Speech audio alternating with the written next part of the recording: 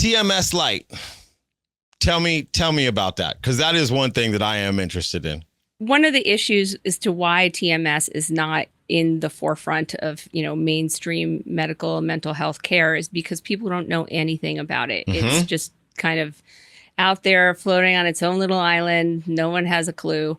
And the idea of TMS Lite, which is, what BTL, the creators of ExoMind, had in mind, was to bring it more into the mainstream for less severe disorders, like, say, improving executive function, improving some mild insomnia, some mild stress.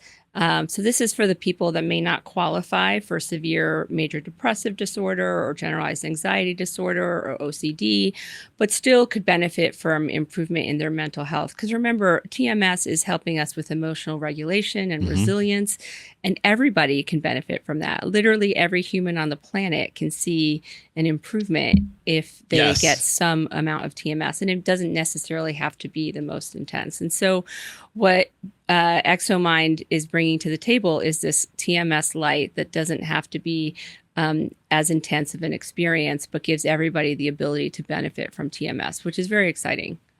Less sessions, less time in a session. What is describe Lite to me? It's fewer sessions, slightly lower intensity. Okay. The sessions are about 25 minutes each.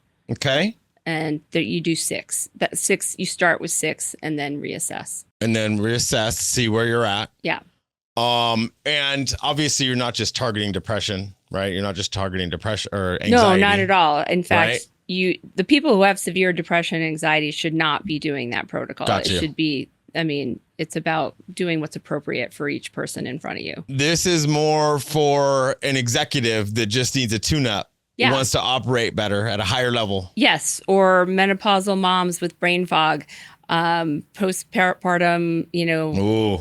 Well, postpartum depression is a little bit different, but it's more for like the stressed out person who maybe can't sleep so well and needs something to feel like they're, getting their brain back on track. What about a pregnant woman? Well, so, I don't know if there have been a lot of studies of TMS in pregnancy. Theoretically, it should be safe. I would feel comfortable doing it. I don't know that it would be recommended. It depends on the circumstance for each person. Obviously. But right. I know right now ExoMind is not recommending it to be used in pregnancy. It just depends on the provider. It's obviously provider discretion. I got you. So TMS Lite, faster, 6 sessions. Is that done 6 days in a row?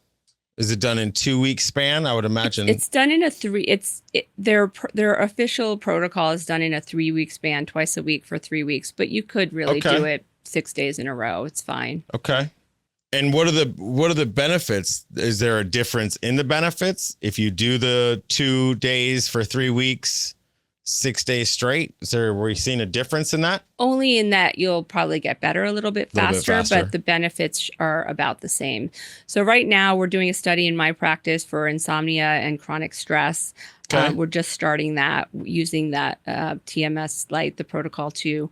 They've done a bunch of studies for mild anxiety as well as binge eating, as like cravings, to help curb cravings. Because, everyone's on GLPs these days, Mounjaro and Ozempic, and people don't want to stay on those forever. And so the idea is that, there has been good evidence to show that TMS helps with that kind of compulsive eating. So that's exciting.